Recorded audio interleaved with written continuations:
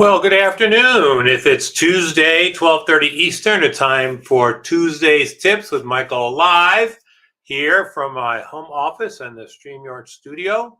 Thank you so much for letting me come into your day for a little bit. If you're watching this post session, thanks for checking it out.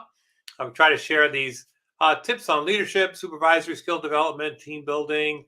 Sometimes we talk about other things that are happening in the workplace from a compliance standpoint. So check us out.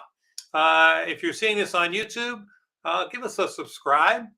Go out there, give us a subscribe. We have about 120 of these on our YouTube channel. So please go there and check them out.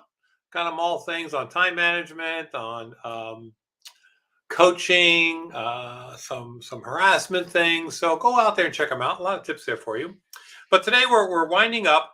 We're winding up our journey along the 8 mindsets of the Everything Disc Agile EQ assessment. And as I mentioned earlier, if you'd like to take this assessment, I use this assessment quite regularly when I'm coaching leaders. The social emotional intelligence EQ is very, very important.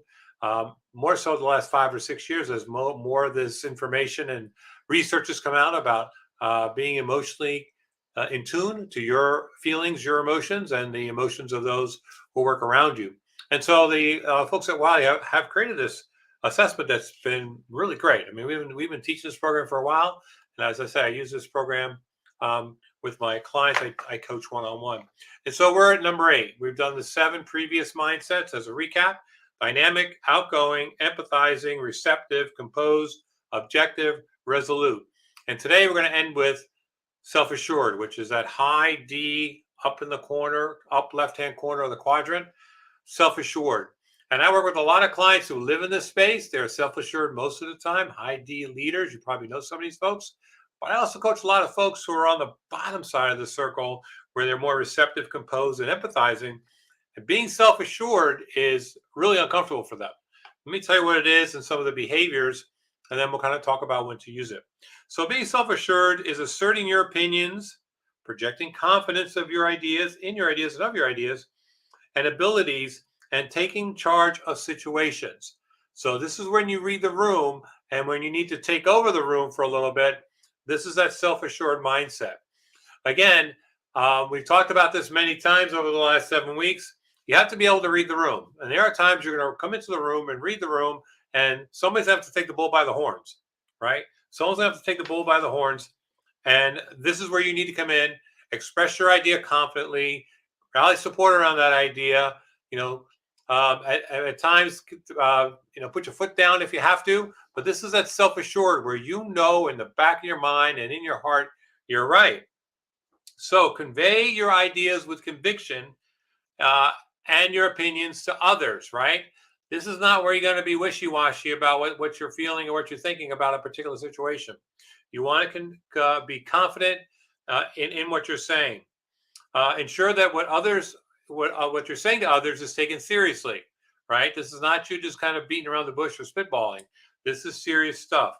Inspire confidence with your ideas and abilities. Inspire confidence with your ideas and abilities. So let's take a look at some of the behaviors we're talking about here. So speaking up about problems, definitely want to do that. This is what's going on. This is the issue.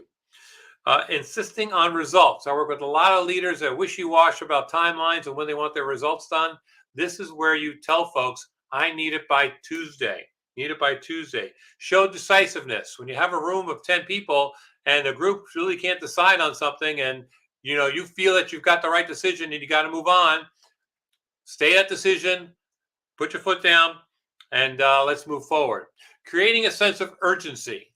Again, I work with a lot of leaders where taking their time and thinking about it is all well and good, but sooner or later you need to make a decision, because by making no decision, you've actually made a decision, because then natural events are going to take the course and your decision will never happen. So you have to be able to show decisiveness and create a sense of urgency. This is where you walk in the room, read the room, and take the lead, right? You can get input from everyone else, and that part of the process is important, but there's a time when the leader needs to stand up and lead. Take risks and take the lead. Take risks and take the lead. So those are some of the behaviors in the self-assured mindset. Again, happy to send you a sample of that report. Happy to take that report and debrief with you. It's a really cool report. You can go to our website and check it out. So that kind of wraps up our 8 mindsets over the last 8 weeks. So thank you for hanging in there with me. So starting next week and for the next 4 weeks, we're going to talk about everything this management. So Wiley has put the management program on the New Catalyst platform.